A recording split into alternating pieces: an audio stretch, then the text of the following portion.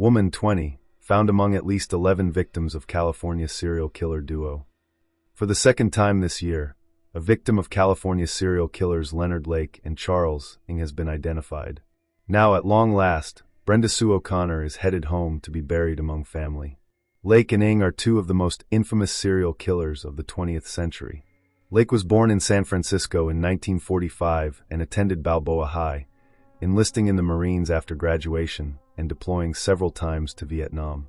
He was eventually given a medical discharge after being diagnosed with a personality disorder.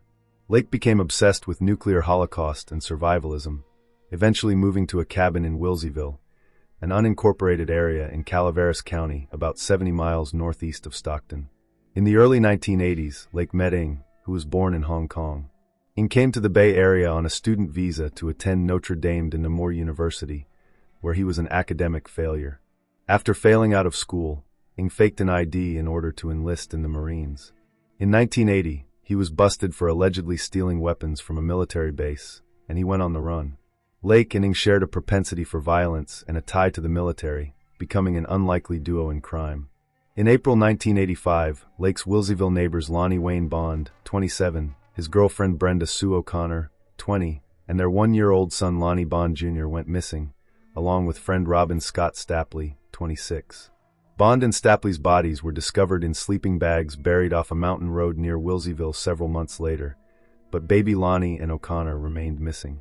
In June 1985, while Lake waited in the car, Ng shoplifted from a hardware store in South San Francisco. Although Ng was able to escape, police caught up with Lake and discovered a gun in the car, which was registered to a missing person. While in custody, Lake swallowed a cyanide pill he kept hidden on his person and died.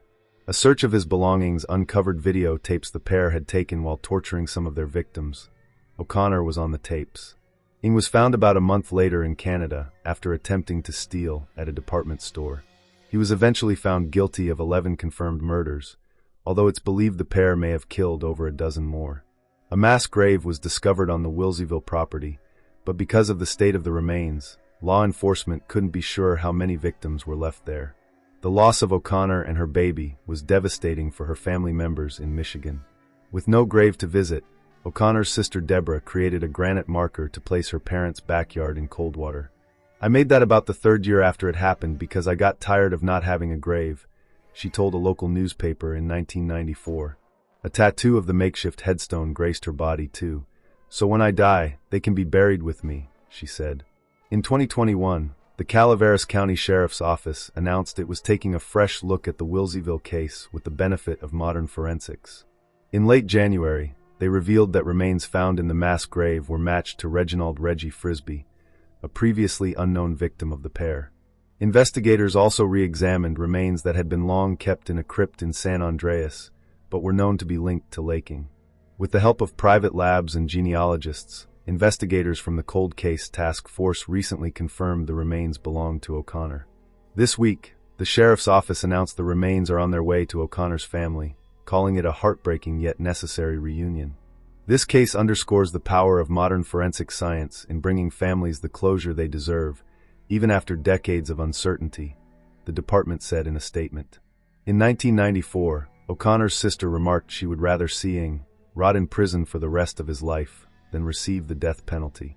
She will likely get her wish.